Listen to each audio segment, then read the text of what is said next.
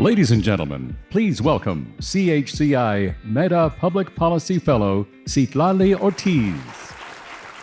Good afternoon. I am Citlali Ortiz, and I am the CHCI Meta Public Policy Fellow. I'm delighted to be with you today for the Achieving Our Dreams, Latino Perspectives in American Media and Entertainment session. Latino perspectives belong everywhere, given our demographics in the country, yet only 12% of Latinos are represented in the media industry. Therefore, that's one of the reasons that this session is important for us today. And on behalf of CHCI, I would like to thank Televisa Univision, Apple, Starz, the Walt Disney Company, and Warner Bros. Discovery for their generous support of this session. It is now my pleasure to introduce welcoming remarks from Rosemary Garza from Televisa Univision. Rosemary serves as Director of Government and Corporate Affairs at Univision.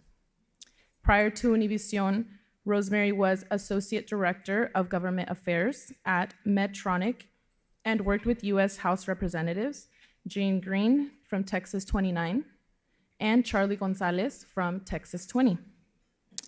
Please welcome Rosemary Garza from Televisa Univision. Thank you.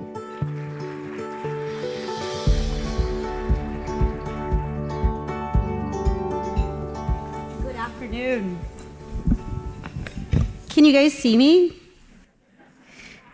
For those of you who don't know me, I'm really, really short. So there is a step stool here to make sure that you can see me. So all good. My name is Rosemary Garza. I am the Director of Government Affairs, and today I am representing Televisa Univision. Televisa Univision is the leading Spanish language content company in the world. Our mission is to inform, empower, and entertain the Latino community. As a trusted news outlet, we provide 24/7 news, reporting and educating the Latino community on issues that range from mental health to the COVID-19 pandemic. Leading up to the November elections, we have relaunched our Vota Conmigo campaign to empower Latinos to get out and vote in the upcoming elections. And finally, our programming includes entertaining our Spanish language audience with sometimes comical and drama-filled novelas, movies, and sports. I'm excited to announce that earlier this year, we launched our streaming service that we are calling VIX and VIX Plus, giving premium access to 50,000 hours of Spanish language content, 100 plus curated channels, and 60 plus original productions.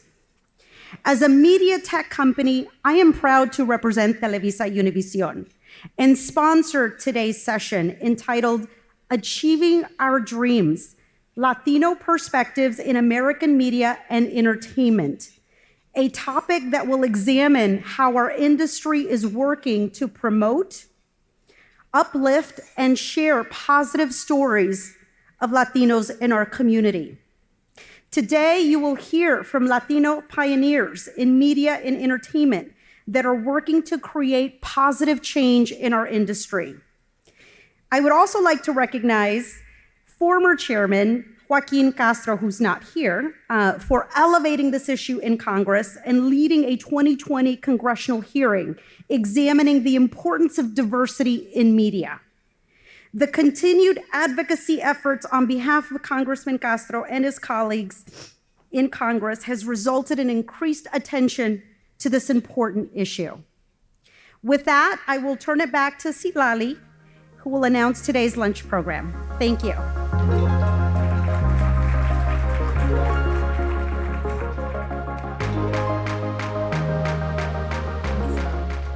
Thank you, Rosemary. So now we will pause the session for lunch. We'll pick up after lunch with a panel discussion featuring moderator Christy Piña at the Hollywood Reporter in conversation with Gisela Mendoza from the Walt Disney Company, Pete Corona of Netflix, Tania Saracho of Starz, and Axel Caballero of Warner Bros. Discovery. So enjoy your lunch, and you'll see me again in 30 minutes. Thank you.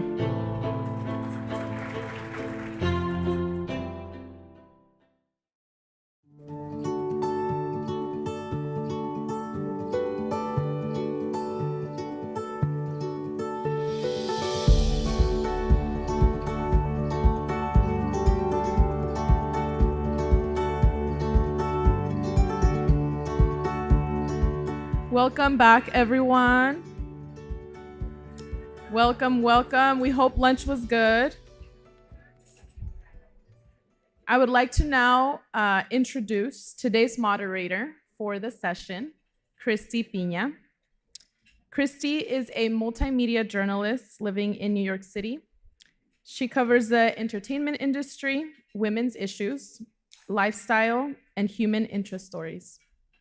She has a master's in journalism from Columbia Journalism School, and she currently serves as an associate director at The Hollywood Reporter.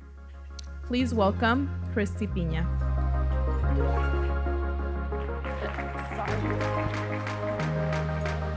Good afternoon. My name is Christy Piña, and I'm so excited to be here with all of you today. I want to start off by thanking CHCI for hosting this incredible conference and for allowing us to talk about this very important issue of Latin representation in entertainment and media. Today we're going to be talking with industry leaders about this. I would like to introduce our first one, Heidi Mendoza.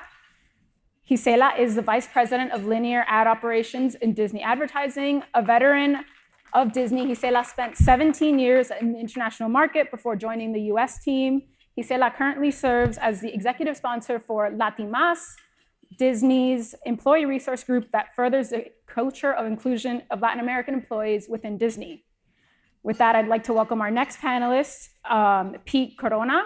Pete is currently a director of original series at Netflix, where he focuses on developing English language television. A passionate advocate for inclusion, he recently helped guide the company's partnership for 2 new initiatives to offer support emerging Latin creators, the LALIF Inclusion Fellowship and the NALIP Latino Lens Narrative Short Film Incubator for Women of Color.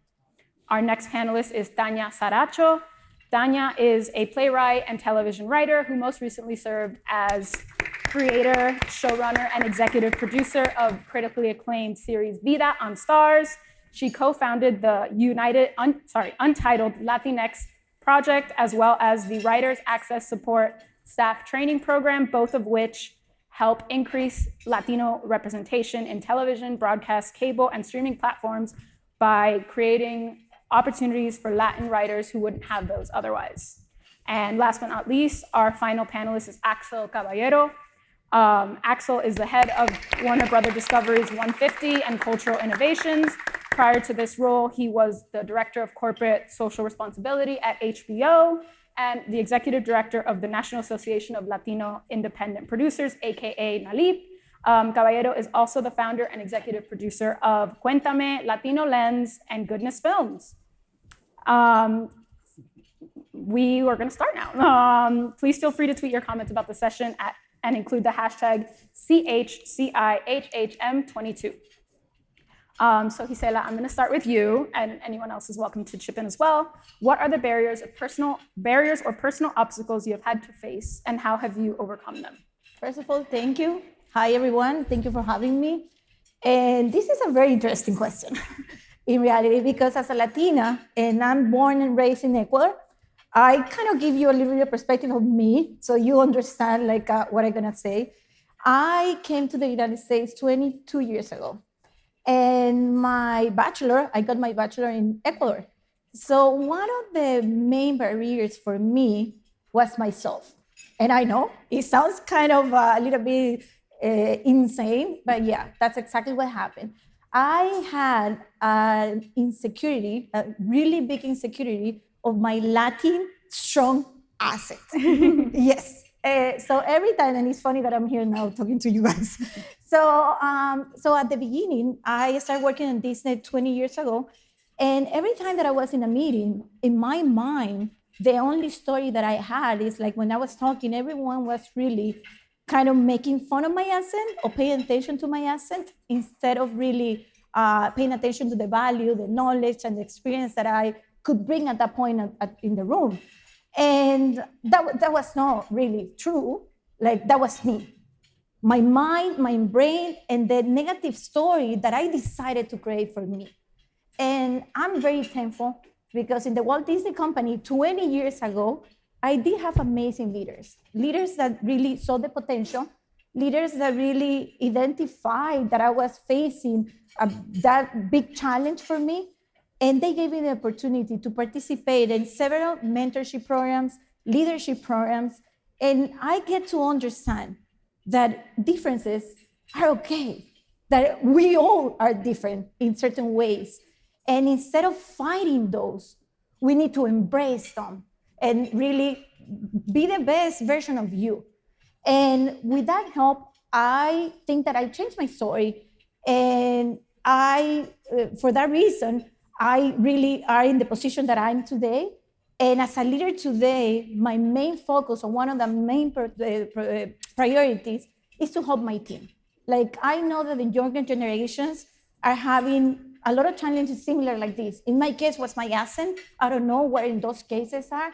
But the most important thing is, like, we're living in a society where there are a lot of insecurities, not only for teenagers, not only for young generation, even for us. And I encourage my team and everyone that I have influence to be their self, be proud of who you are. Now I can say that I'm a proud Latina. My accent is still there. You can hear it. But you know what? But my brain changed. And I encourage my team every day to come to work and bring their whole selves. That's the only way that you're going to be successful and we're going to be happy. So thank you.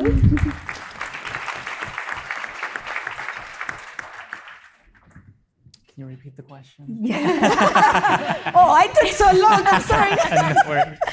What are the barriers or personal obstacles you've had to face, and how have you overcome them? Well, I started in entertainment around 2003, and at the time, you had to go to an agency mailroom.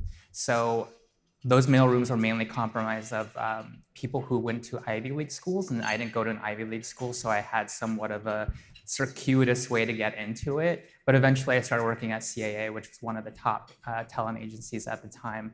And the pay was less than $30,000 a year. And so it was really tough to sustain myself. So I worked at the gym across the street. So as soon as I finished my day, I would go across the street and work at the spa. And I'd see a lot of my colleagues, which was kind of interesting in a networking type of way. But I also didn't see a lot of people that looked like me at the agency and or, in the assistant ranks. So it was hard to relate to anybody on just a fundamental level of, me being queer and then brown. And it's just sort of like layer upon layer of things that felt like weren't readily accepted in entertainment. And so for many years, I thought maybe this wasn't for me. And I was specifically told that entertainment might not be for me by at one point. There was a lot of overcoming, sort of like the overt racism or just more of the subversive sort of racism that was in the business and maybe still is in the business in some way. But I always knew that there was never any other thing that I wanted to do in my life than work in television. And so there was nothing that was going to stop me. And so I've been at Netflix for 4 years now. And before that, I was at Marvel Television as the first Latino in that company, developing the very first Latin superhero ghostwriter with Gabe Luna. But yeah, it just was tenacity and never taking no for an answer, and a lot of slim nights with tiny meals. Great. I'd like to go for Answer it. that. Because when you post the question written, like when I read it, I was like, there's obstacles every day, but it all stems from the same burden of being Latina in the industry, and I'm using Latina as a gender inclusive term instead of Latinx. So I accidentally got into television. I accidentally got staffed on a show called Devious Maids. I say accidentally because that's sort of how it happened. She's talented. No, but I didn't know it was like a meeting for that. I thought it was a general, and then all of a sudden it was like, oh no, you're staffed on the show. I knew that little about TV. But the first day that I got to work, the first hour, we were walking to get our offices, and a coworker turned to me and said, "You do know you're the diversity hire, right?" And I was like, because in the theater, which is where I was thriving, not eating, but thriving, because you can't really make a living as a playwright so much in the American theater. But that's why I went to TV. And I had never heard diversity hire. We don't have that in theater, you know? When I said, what's that? He goes, "Oh, honey." And that "oh, honey" stayed with me. The "oh, honey" was, I called my agent. I was like, am I the assistant? What is diversity hire? Oh, he goes, you just don't cost the show anything. The studio pays for you. So it's like this, but that gave my value for the rest of the season. My value was, opine on Latina things, shut up about other stuff. Like it was a really toxic thing, because it's a good program, it's a good notion, but nobody implements it in practice. So like you're out there and your coworker will be like, "Well, you're the diversity hire, honey," or whatever, So it's really toxic. And it went on. I was the only Latina on that show forever until my darling friend Gloria Calderon Kellett, One Day at a Time showrunner, came and joined the room. And in the room, the joke was, when we were pitching, they called us spick and span. This happened in 2013. It wasn't that long ago. And it was like this weird thing to bear, that this culture in TV, in these writers' rooms, that was so toxic, and there's no like HR to tell, like it's just not done. And I just didn't know. I was learning this as I went. So like it started from that, on that foot. And it's sort of in different iterations has kept going, you know what I mean? Like now I have a little bit more access, but I mean, look at where we are on television, we're not. So like, it feels like that thing that is happening still in these writers' rooms that are creating work for us, because that was 5 Latina leads. The first time we ever saw 5 Latina leads, well, that's what was happening, inside that room. But like that was like my entry. It was like my first hour in television, but it's sort of it's still like that. But we're going to be positive because everything's going to be fine, right? Well, first of all, thank you for having me here. And I do want a round of applause for Tanya, because she's really breaking barriers. Now, I'm serious with Vida and everything that you're doing. And I think that without your leadership, without your guidance, without your kind of, inspiration to all of us here, it's a North Star for us to keep working. And I think that that's part of what we're talking about that joins together, which is, the barriers that we face are barriers of belonging. We have been told time and again that we don't belong. We've seen it, we read it, we hear it all the time. And so obviously when we're in those rooms, we express it in our minds that we don't belong here.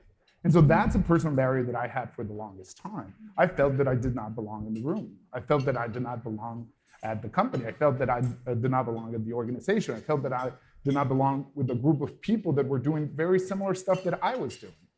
And how I overcame, it's again, very similar to the other stories, is community.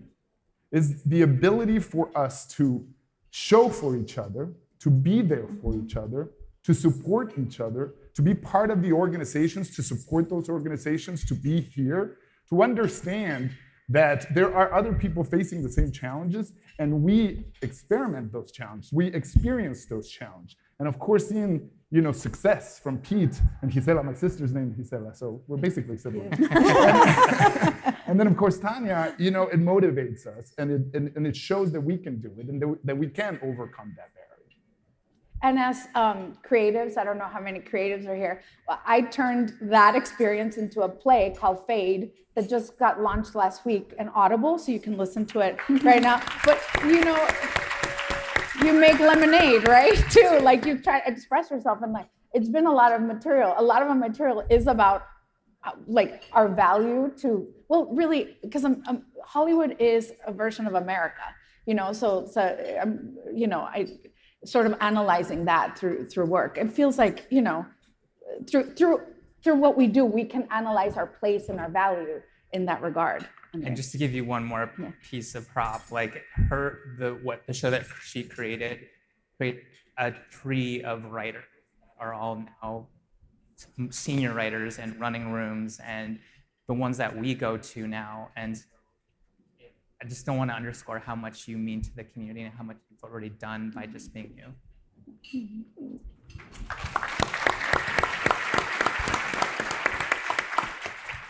And so, Axel, you mentioned sort of navigating a room that you don't necessarily feel like you should be in. How do you sort of get past that? How do you navigate a room when you're the only Latino in it, or one of the few?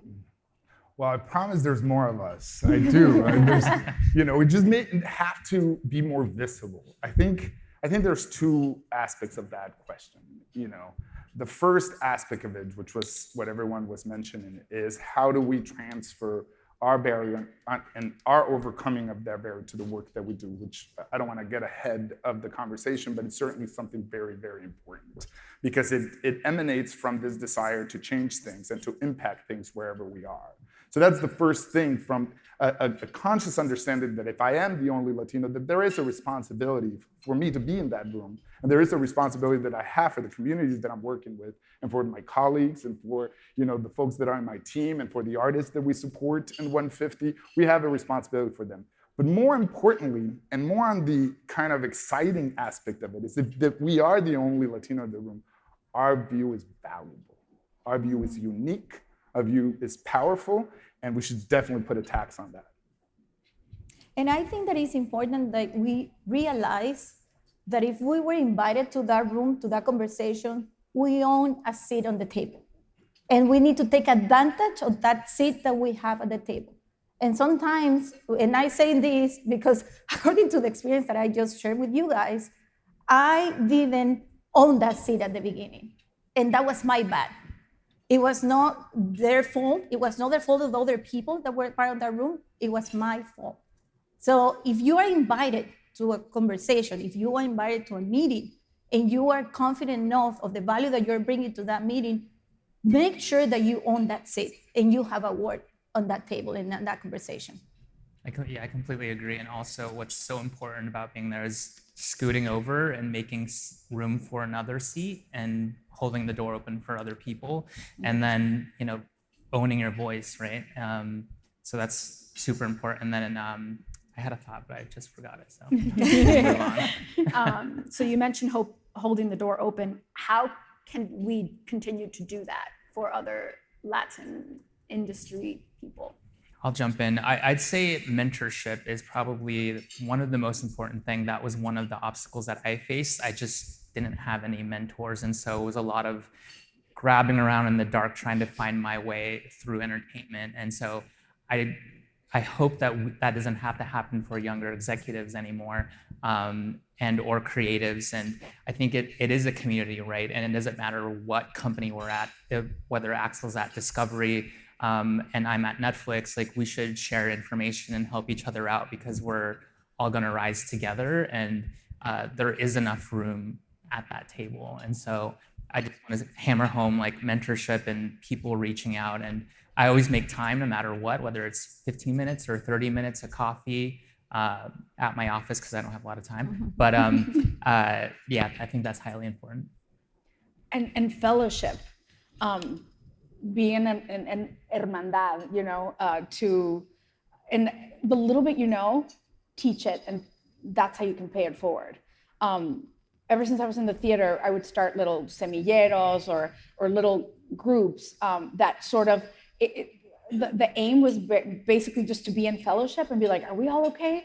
What do we need? How do we get it? You know, so, and it changes with everything, but it's so like, in theater it was something else, and actually no, it's the same thing. Access and opportunity is the same. It's just that it was for the theater and now it's for TV, so there's a lot more millions of dollars that are needed to make TV. But it always with an us, and I think that really is. And I'm not just being Pollyanna. Like I really think that's the key. Like you're saying, like this solidarity. Because we're already a people that are so divided, because we come from 27 countries that make up the Latin diaspora, right? So like, and they're telling us, right? Like we were just talking about it. Like they tell us, solve our Latina problem for us, and it's like, well, there's not one way, and there's not one people, but we can be one people in this sort of battle, and I really do think that that's how, that's the key. And I was saying it, we were like pre-talking before, so like I was like, I have to just address that. There's a formula, so that I think we need champions on that side of the thing. That's the fellowship continues in that. I think the way Vida got made is because of the formula that I had a Marta Fernández con un apellido con Z al final. That's so important that person was championing me on the other side, that executive at Starz. Because I had only been in Hollywood with a capital H for 3 years, after that horrible diversity hire experience, I like stayed. I don't know why I stayed, but I stayed until someone handed me a show without a babysitter, which is unheard of for like a person that's only done 3 years of TV writing, But it was because Marta Fernández was like, I will champion you, so I will fight these battles, for you at Starz. So I feel like the formula is that solidarity, sort of that fellowship that works. That's why like we need gatekeepers like you gentlemen to sort of like champion the creative, because we're in the business of that, Yeah, and talk about people positively in the room that aren't in that room. Yes, yeah. Yeah, Absolutely. We need to be accountable. Like we're here for a reason, right? We care about this. We care about the Latinos and the Hispanic representation. So we need to work on that every day. Every day, as a leader, I have the opportunity to set an example. Every day, I have the opportunity to influence someone. And that needs to be on our brains, and not only on my brain, everyone's here. And looking for opportunities to go beyond that. Not only, in my case, they're like more on the entertainment side, I'm on the corporate side. So it's a little bit different experience. So of course, I get to influence my team, but that's not enough. So we need to go beyond our teams. Like in my case, I decided to serve as the executive sponsor for the Latin Mass Break team, which is business resources for employees. And in that effort, I'm joining Hispanic and Latinx employees from Disney, from the DMAD, the sales advertising organization, and creating a platform like to support our community through real stuff, like leadership events, education, and also because it's not only about us, it's about the other groups too. I want everyone else to know about our culture. So we are working in a lot of events and a lot of initiatives with this group. So I invite you, everyone here, if you are here, you care about this objective. You care about diversity, equity, and inclusion. Do something every day. Keep that in your minds every day. That's the only way that we're gonna really make progress. I think absolutely right. I think that's super important. The mentorship that everyone has mentioned, incredibly important. That's a little anecdote on that, and 150 in particular. I was at NALIP at that time, and there was an individual, Lisa Garcia Quiroz, who was a Time Warner at that time, running a lot of initiatives. And I was starting Latino Lens as an incubator within NALIP, and she was starting an incubator at Time Warner that they were naming 150. And I had gone to New York to kind of fundraise for my incubator, and she said, "Well, can we use some of your? Well, just give me the money, and you can do whatever you want." What kind of became of that is a symbiotic relationship between what she was doing and what we were doing, and she became my mentor. And that was about 7 or 8 years ago, and Lisa passed a few years back, but has left an incredible legacy via 150 and via a lot of the initiatives that she has created. And 150 is literally that. You know, the story of 150 is four brothers at the turn of the century needed $150 to invest in a projector to project films in their back barn. Those were the Warner Brothers. And so they got those $150, they invested and created something incredible. And Lisa understood that, and we continued that legacy of mentorship through investment, through actual investment into the community of artists that can become something incredible, and that will become, and that has become something incredible. So the mentorship goes a long, long way. Absolutely. And sort of how has your background helped you tell authentic stories? That's more so for Pete, Tanya, and Axel, but he said, feel free to chime in if you want. My grandfather was a union organizer for Ford in Northern California and marched with Cesar Chavez in the 70s and Dolores Huerta, and really instilled in me just this sense of community and willpower and fight. And so I think that has always been part of my ethos and who I am. And I think it took coming to Netflix, a place where they really do care about inclusion and seeing yourself on screen, and we're a global company. And I helped create two pipeline programs, the NALIP Women of Color Incubator and the LALIF Inclusion Fellowship, that first in year one focused for Afro-Latino filmmakers, and then in year two, Afro-Latino and Indigenous filmmakers. So, you know, looking at who is the most underrepresented within the most underrepresented groups, and that gives me fight and excitement. And the Adelante Directors Program that we launched this past year, and we're funding the NHMC Writers Program this coming year. We took over the Latinx Blacklist from Hulu. And a lot more exciting things. So it's a place that has allowed me to flourish. And I'd say my grandfather, he was the one that drove me to every dance class, every choir practice, and anything that you could think of that I could be creative in. And this gay little boy is very, very proud of him, and thankfully he's still around.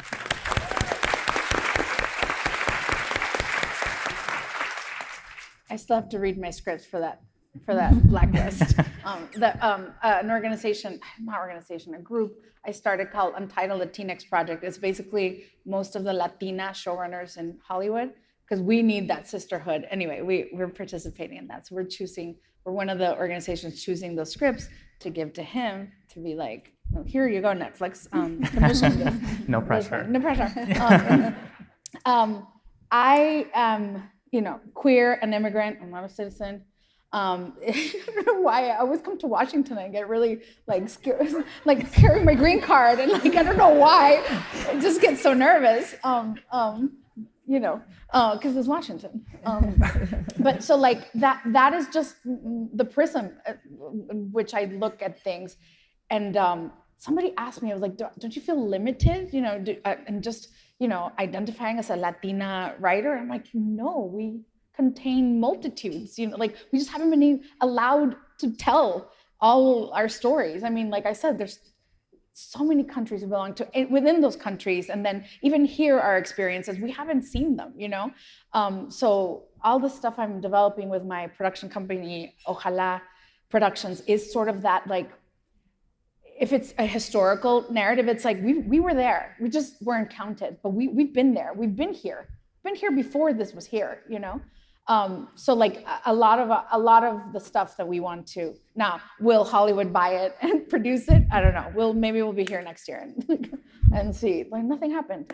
But it's stuff that interests me, which I feel like is universal. Meaning, us is of interest to me, and that should be universal, because other identities can cross that universal, barrier. But sometimes we we get marginalized. So oh, that's just the Latina content. But it can be Latina content, but it's human content too, So my queerness too is important in the work. We're about to queer, hopefully, Annie Oakley. Because the Buffalo Bills show had 200 Native American fighters, and then about fighters because they reenacted battles and pretended they lost. It's like Buffalo Bill like created Americana. It's so interesting. But we were there too. There was 200 of us, Spanish Mexicans that were there.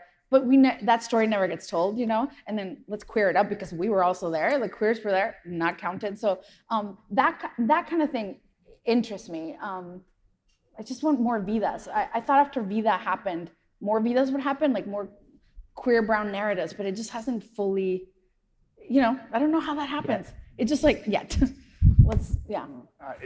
I mean, very similar, right? I think creativity in art is very personal, you know, and so, you know, those that were lucky enough to be in this space, you know, becomes very, very personal, and we infuse a lot of our background. I'm an immigrant from northern Mexico. Sonora, Sinaloa. But I've been here for a long time. My dad crossed fairly early. I was undocumented for a very long time as well, and worked, you know, the back of the restaurants and did the whole thing. And so that plays really, you know, a kind of very grounded part in the work that I've done over my career, especially now. With 150, I was telling Tanya that when my dad left Sonora, he was a gay man who left Sonora and split with my mom at that time. And, you know, that was very difficult. It's conservative northern Mexico, that doesn't happen, especially in Arizona either. So this was about 30, 40 years ago. And just recently, there was a project that we brought into 150 called Acuitzeramo, which deals with the son going back to Mexico to, you know, find out, you know, the history about his gay dad. And so that's the connection point that you come about when I saw that project, and I immediately kind of connected with that. That's like an immediate thing that happens at that time. It's another film called Son of Monarchs, which we picked up after Sundance a couple of years ago, which was the migration of the monarch butterfly, but also an immigration story. And it's kind of the convergence of those two. And you identify with that as yourself, as, you know, how you've evolved from going from one place to the other. And so that's the connecting point, and what attracted us perhaps to this business too, you know, which is not only all the business side of things, but the personal ability to put our stamp into things and to tell the stories authentically that we want to tell. Definitely. And so how can we continue to hold companies accountable when it comes to Latin representation? And sort of similarly, how can we continue to increase representation across entertainment? Yeah, I would say like, and there are three aspects that Disney is working very deeply in, and I would say measurement.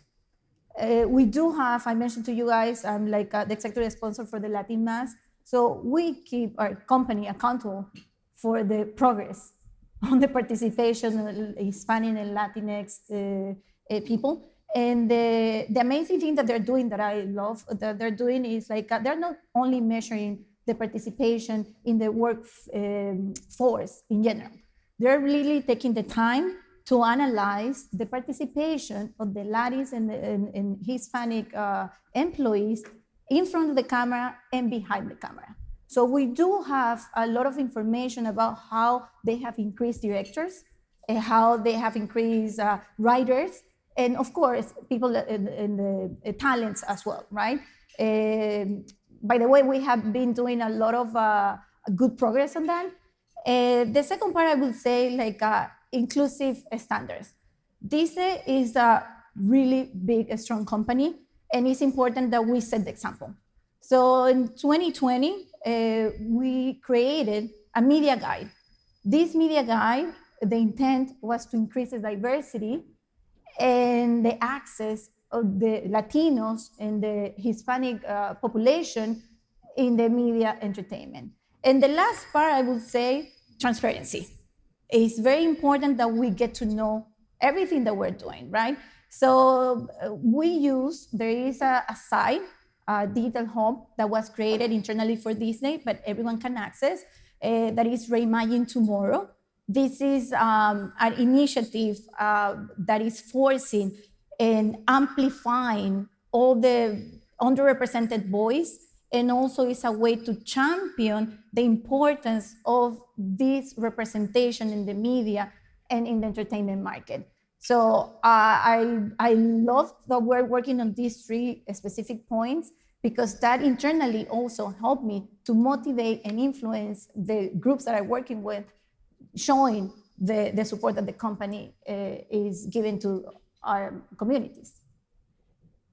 On the Netflix side, we have commissioned USC to do a study internally, a multi-year study, which has been published and out there just to get a little bit more of that analyzation of the employees who are working there and how we could be better at that. And obviously through our LALIF, Netflix and Animation, Adelante, the Blacklist, Latinx list, the NHMC program, and then we have a new program which I think is highly important, which is a new grad program. So it's hiring new grads from college, which, you know, typically for roles at any of our companies, you would need 5 to 7 years of experience. And now we're onboarding people at an earlier stage to help grow that population at the lower level. So hopefully in a few years, the executive ranks will grow. So that's something that I'm really excited about. And I think growing that executive pool is going to be really important because, like you said, having more people in the room that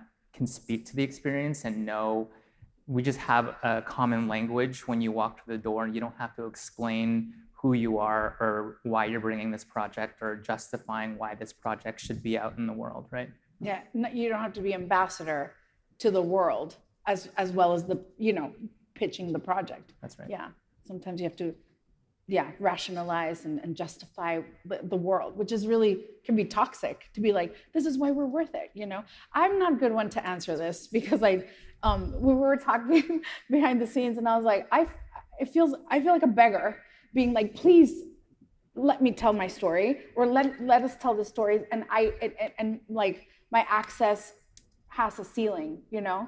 And I don't know why there's not more Latina programming. It feels, and I was already talking to Axel about like that week that we lost Gordita Chronicles and the Batgirl. It was really hard because it's Hollywood is telling you your value, you know, and I don't know how to fix it. I started this thing with the Untitled Latinx project called Dear Hollywood, and we partnered with America Ferrara's Harness, and we go in and we talk to Netflix, we talk to studios and streamers, and just like, how can we help? How these showrunners that go in and talk and like, why don't you have more programming that is about us, for us, led by us? Because that's another thing that we're going in there with. No stories about us without us. Like, let us handle our narratives. It's so infantilizing to be told who we are by other creators, you know.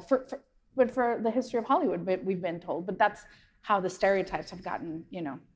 That's why we're here, you know. So I don't know how to fix it. So yeah, I think, you know, that question in particular of holding accountability starts with us. We mentioned, we talked a little bit before about how we're, you know, perhaps the only one in the room, or, you know, we have something, you know, important to say, and it becomes much more important at big companies and, you know, and in the entertainment industry, because, you know, decisions are made all the time for a variety of reasons, and then there's individuals that have to come out and talk about them. And so the way that I like to think of it more so is, how do I keep myself accountable in my role that I have currently right now? And, you know, and that's part of the element that we're doing with a lot of the actions that we're doing with 150 and a lot of the investments, is that in a way, you know, our accountability has to translate into real investment from the ground up. So we have something called Story Lab that goes directly to youth initiatives, particularly in LAUSD, but, you know, in many other areas that start at the youth education level to infuse careers in entertainment. We have an incredible array of participants and partnerships with young storytellers and other organizations that really work at that level. We have an incredible Access to Action program that does below the line investments. We, you know, we're in the forefront of establishing a direct pipeline to the unions from, you know, craft and from technical and from skills training initiatives that allow individuals to build that and to have a direct access to positions in PA programs and on set.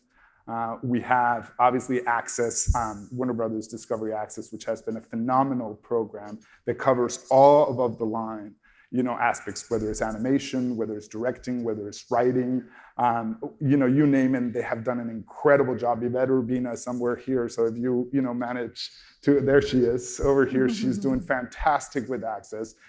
So if you want more information about Access, they really have done an incredible job to really place individuals in writing rooms and, and really kind of spearhead careers. And of course, there's 150, which, I'm very proud of the fact that 70% of our investments have been Latino. We have invested in more Latino artists than, probably any initiative that we have currently. And we brought content to HBO Max, about 7 films to HBO Max. We premiered a documentary called Primera about, the hopeful new constitution in Chile.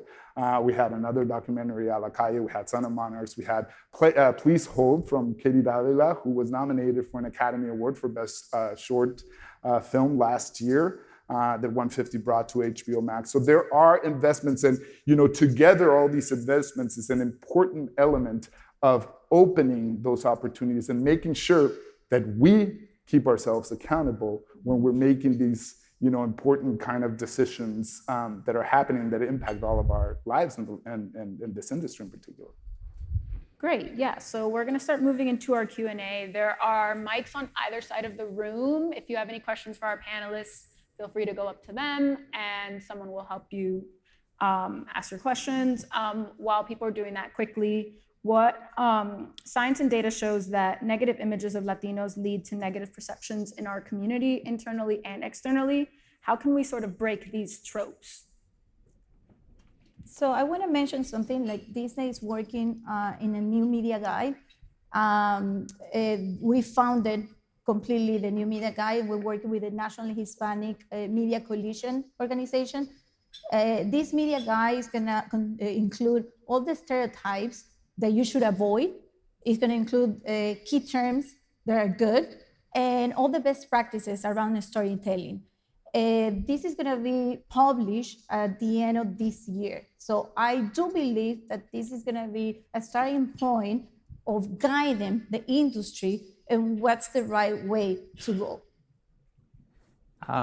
Personally speaking, I have a lot of theory on a lot of television that's come out lately and that has come out in the past, and things that come through the door in terms of pitches and shows, and personally making sure that we're not buying anything that is stereotypical, because I feel like we need to go into 2.0 of programming and what we are as a community and seeing ourselves depicted in more aspirational roles and actual roles that we have and we encompass every day across the United States.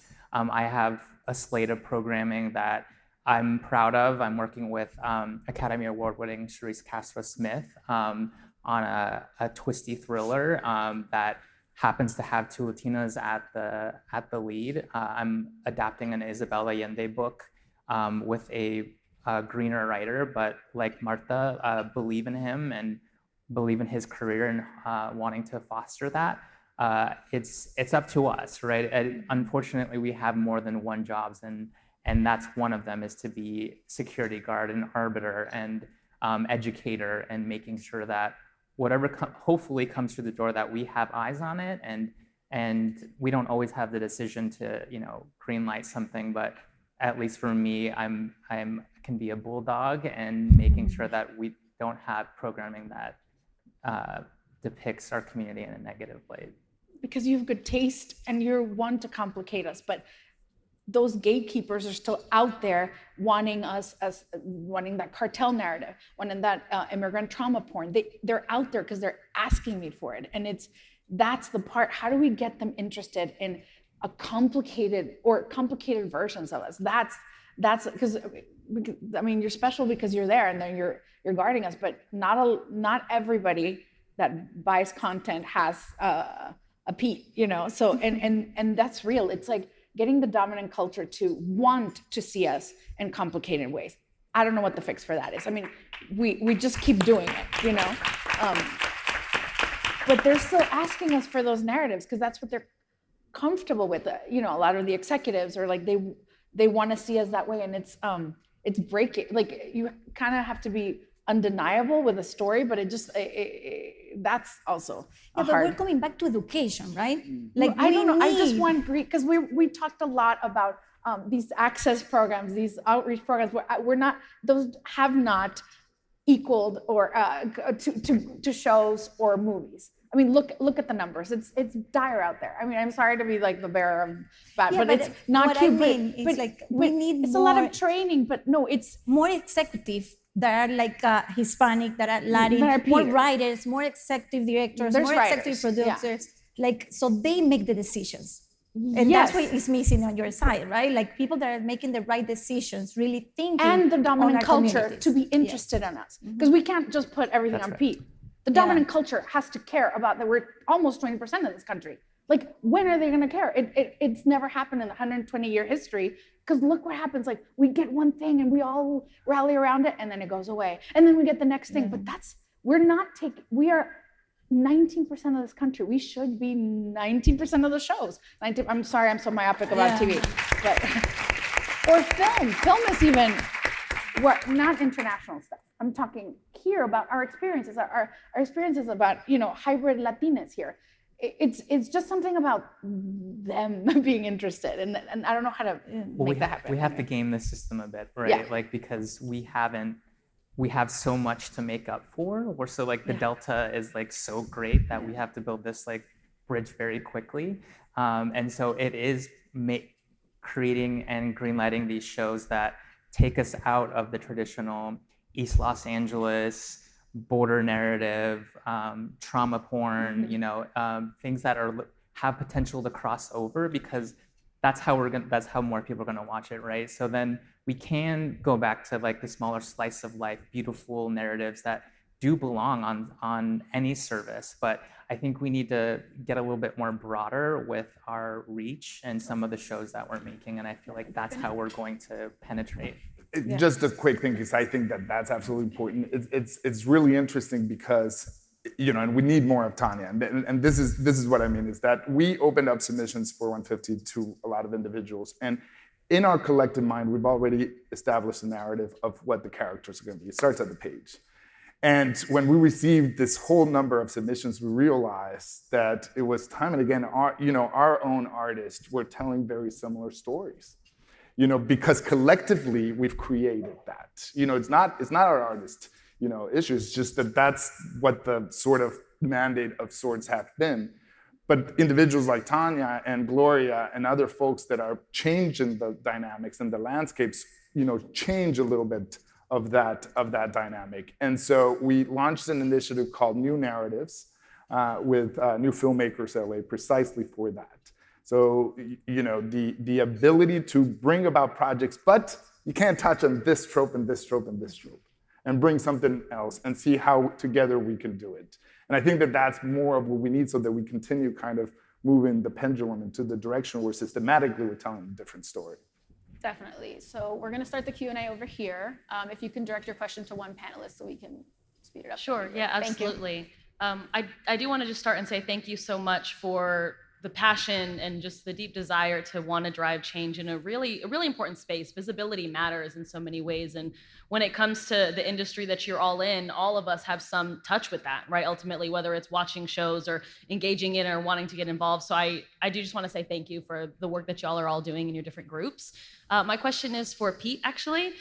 So I actually have a young primito. So it's been interesting to see his navigation of the industry that you're all interested in. And you mentioned mentorship and, not having that access to an Ivy League like other people and, learning to navigate it differently. And having done some research and even experiencing it myself, Latinos are often very over-mentored and under-sponsored, right? So I'm really curious, what does that look like for you, whether it's your personal experience or maybe advice you have for those in the industry to engage in sponsorship and not just mentorship?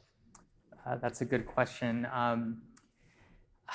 I would say, even if it's not someone who is Latino, I would say anyone who is willing to hear you and or take you under their wing is important, right? Someone who is closest to that thing that you want to be, whether it's an executive producer, whether it's a writer or a studio executive.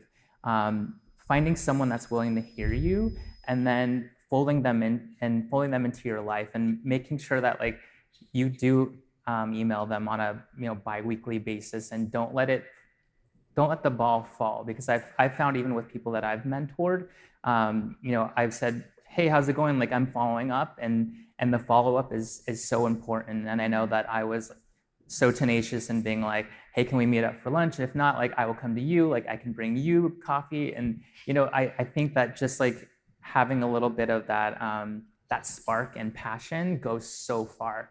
And us just being who we are is a rebellion, right? And it's so important just to be visible. Thank you. And also thank you for representing the intersectionality that often doesn't get shouted out enough when it comes to the LGBTQI plus community and the Latino community, when we've been at the front lines in many ways in that fight as well. So I just want to say I appreciate you as well. Thank you, I appreciate it. On to the left side now. Hi, my name is Heidi Mendoza, and I'm coming from Tampa, Florida. I'm from Hillsborough Community College, and I'm actually the networking co-chair for our Hispanic and Latino Advisory Committee. We're currently working on a mentorship program for the college, and I heard you mention fellowships, solidarity, transparency, representation, and accountability. I was wondering if you could elaborate on those topics, or if there was anything else that you would like to add on to it, since we're currently looking into different kinds of situations or loopholes that we could figure out for the mentorship program. I will say, I'm gonna jump in. I will say accountability is key, both sides. That what Speed was saying is real. Like, you are open to mentor someone, but it's not only about the mentor, it's about the mentee. If I give it all and the mentee is not really 100% invested, we're not going anywhere. So I do believe that the commitment when you start a relationship between the mentor and mentee is crucial, is key. So accountability is a big one for me. Thank you. Sorry, we're going to move over to this side now. If you can please direct a question to one panelist, that'd be great. Thank you. My name is Dr. Gabriela Sosa. I'm a CHCI alumni, and this question is for Gisela. You mentioned that there is this list of recommendations that are going to be given to, I guess, an audience. I don't know who that audience would be. But let's say you do have this 10-page document with best recommendations. How would you implement them? You mean you want the recommendations? Yes. Okay. I would say, like, there is a work that everything starts with yourself. That's what I think. Like, remember, they're like more producers. I'm like corporate. So the vision and the perspective is a little bit different for me comparing to them. For me, everything is about yourself. You need to accept yourself first, and you need to recognize that you're not perfect, that you do have a lot of things to work on, and your differences sometimes are going to be good or going to be bad. But you need to see yourself as a whole and accept yourself. Once you do that, and that's, I would say, that is the tough part to go with. And that's the reason that we were talking about mentorship and leadership programs, because through those elements is where, or to those projects is where you really find yourself. And that was my experience. Besides that, once you get into that point, or while you're getting to that point, I would say be open, be honest, be present, and you know what, be happy. Those, like, I do every time that I hire someone, I do meet and greets with my team. My team is 130 people, so that's a lot of work. However, for me, it's important. They know what my guiding principles are. Be open and trust is a key one. Be present, and that's accountability too. If you are here, pay attention. If you are here, take advantage of the time that you're here, because a lot of people would love to be here and they're not. Like, another thing, trust and be happy. And be happy, I don't mean it in the way that I'm smiling all the time. I mean it in the way that you need to enjoy what you're doing. And when you really, really are not enjoying what you're doing, there is a question that you need to ask yourself, because that's the only way that you're going to be successful. So, Thank you. I hope it helps. So we're going to actually move into closing statements now. So fun game for the panelists. In 10 seconds or less, what would you say is the most important message of this conversation?